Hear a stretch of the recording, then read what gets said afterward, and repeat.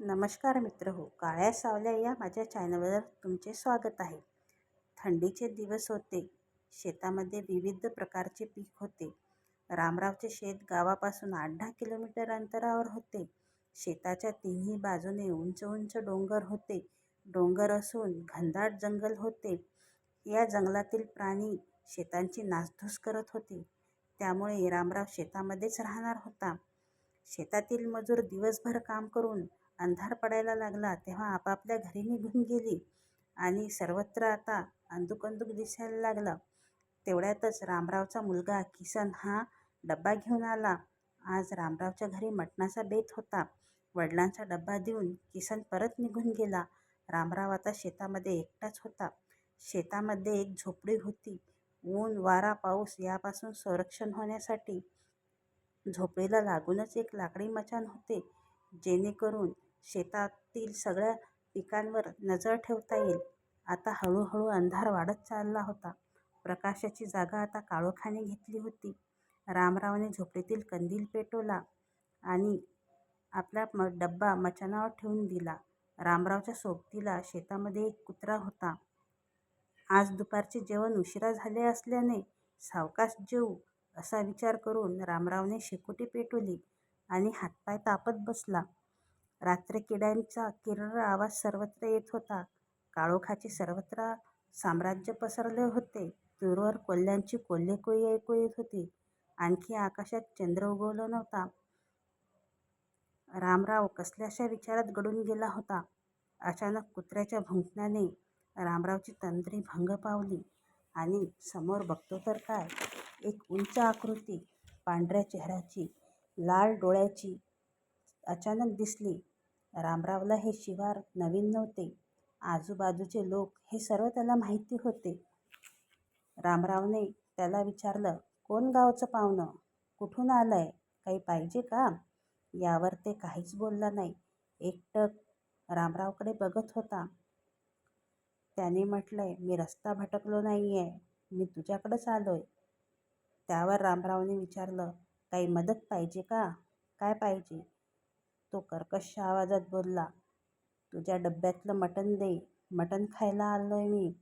रामराव फार घाबरून गेला. याला कसं कळलंय की आपल्या डब्यामध्ये आज मटण आहे? एवढ्या थंडीमध्येही रामरावला घाम फुटला. कुत्रा एकसारखं त्या आकृतीकडे बघून भुंकतच होता. रामरावने एक वेळ त्या मचाणावरील डब्याकडे पाहिले आणि समोर बघितलं. पापणी लवते न लवती ती आकृती अदृश्य झाली. रामराव फार घाबरला आणि खडबडून उठून तो मचाणावर जाऊन बसला. भीतीने डोळे लावून तोंडावर चादर पांघरून घेतली आणि त्याला बघता बघता झोप लागली. किती वेळ झाला असेल काय माहिती. चंद्राचा प्रकाश सर्व शिवारात पसरला होता आणि अचानक रामरावची झोप उघडली. कुत्रे जोरजोरात भुंकत होते. एका कुत्र्याबरोबर आणखी कुठून कुत्रे आली काय माहिती. आणि समोर ते ध्यान दिसलं, जे मचाणाच्या बरोबरीत त्याचा चेहरा होता. मचाण जमिनीपासून 20 फूट उंचीवर होते आणि ती आकृती जमिनीपासून मचाणाच्या बरोबरीत होती आणि ती रामरावला म्हणत होती, तुझ्या डब्यातील मटण खायला दे, मटण खायला आलोय मी. मी रस्ता भटकलो नाही आहे, मटणासाठी आलोय, मला मटण खायला दे. या आवाजाने रामराव खडबडून जागी झाला आणि त्याला काय करावं काही समजत नव्हता. एवढ्या थंडीमध्ये पूर्ण तो घामाने भिजून गेला होता. रामराव कसं तरी स्वतःला सावरत मचाणावरून खाली उतरला आणि पळत सुटला.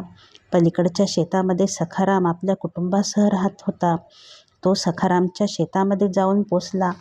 सखारामच्या घराचा दरवाजा जोरजोरात वाजून सखारामला उठवलं आणि सखारामने त्याला पूर्ण घामाने भिजलेला पाहून काय झालं असता विचारलं. रामरावने सगळे आपल्यासोबत घडलेली हकीकत सांगितली. यावर सखारामने त्याला पाणी पाजलं आणि शांत केला. सांगितलं, आजची रात्र इथेच झोप, उद्या सकाळी जाऊन बघू. आणि तो तिथेच थांबला. आता सकाळ झाली. सगळीकडे आता उजेड झाला. सखाराम व रामराव दोघंही आता मचाणाकडे गेले. त्यांनी मचाणावर जाऊन बघितलं असता तिथे मटणाचा डब्बा पूर्ण रिकामा होता. त्यात मटण नव्हते. ती मानवी आकृती मटण खायलाच आली होती. या शिवारामध्ये आजपर्यंत त्या आकृतीला केव्हाच बघितले नव्हते. ते ध्यान मटणामुळेच आले होते. ते कोण होते, कुठून आले होते हे काही समजले नाही. मित्रहो, आजचा हा अनुभव तुम्हाला कसा वाटला तर कमेंट्स बॉक्समध्ये नक्की सांगा. आणि आजची जर गोष्ट तुम्हाला आवडली असेल, लाईक करा, शेअर करा आणि सबस्क्राईब करा.